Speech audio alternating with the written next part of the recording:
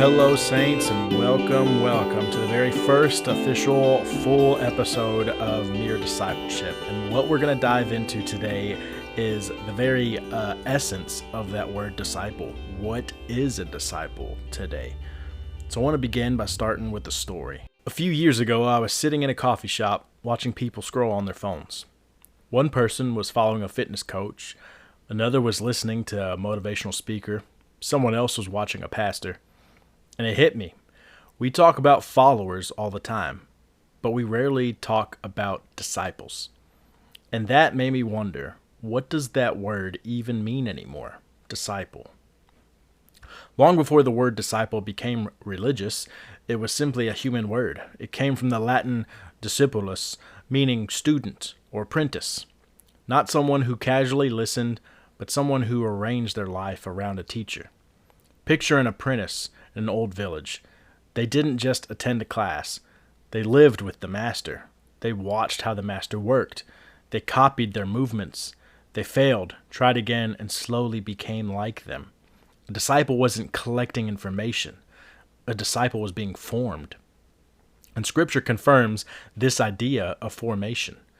In the Gospel of Luke, chapter 6, verse 40, Jesus says, "A disciple is not above his teacher, but everyone, when he is fully trained, will be like his teacher." Notice the goal isn't knowledge. The goal is likeness.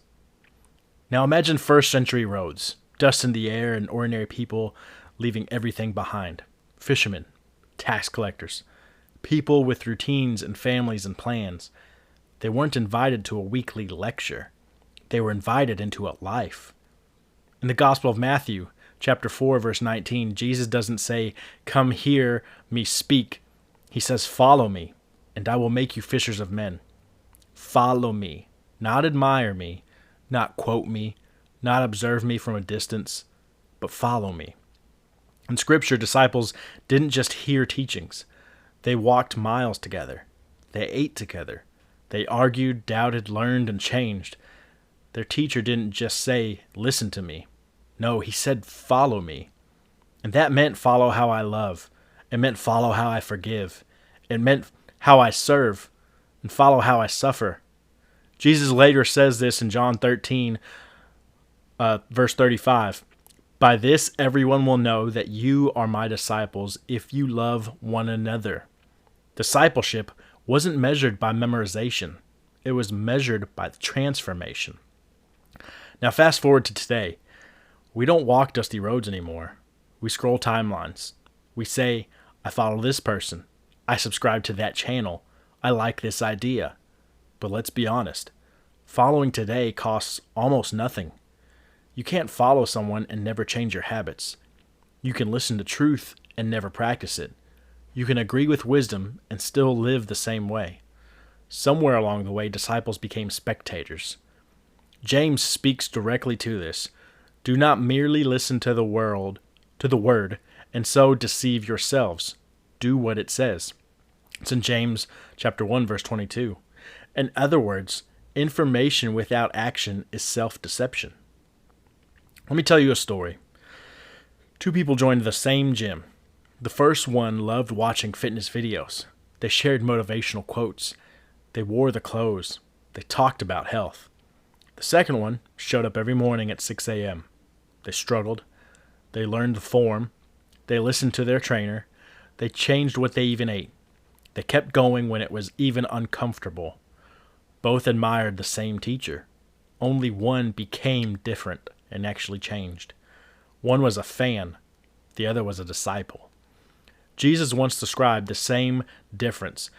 In Matthew chapter 7, verse 24, he said, "Everyone who hears these words of mine and puts them into practice is like a wise man who built his house on the rock."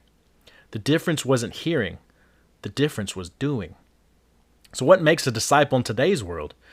A disciple is not someone who knows a lot. A disciple is someone who lives what they know. Jesus said in John 8, verse 31, "If you hold to my teaching, you are really my disciples." Not if you quote it, not if you post it, if you hold to it. A disciple today is someone who says, "I will be shaped by what I believe." They are teachable. They are humble. They are consistent and they're willing to change. Jesus said in Matthew 11, verse 29, "Take my yoke upon you and learn from me, for I am gentle and humble in heart." A disciple is a learner for life. In Scripture, disciples left comfort to follow truth. Jesus warned in Matthew 16, verse 24, "Whoever wants to be my disciple must deny themselves and take up their cross and follow me." Today we often want truth that fits our comfort. Then disciples were known by their actions. Today we are known by our opinions. Then disciples cost time, reputation, and safety. Today we want it to cost a click, maybe even less than that. But the meaning hasn't changed. Only the culture has. Here's the twist. Everyone is a disciple of something. Some are disciples of money, some of success, some of fear, some of social media, some of their past, some of politics. We all learn from something. We all imitate something. We all become like something. Scripture echoes this.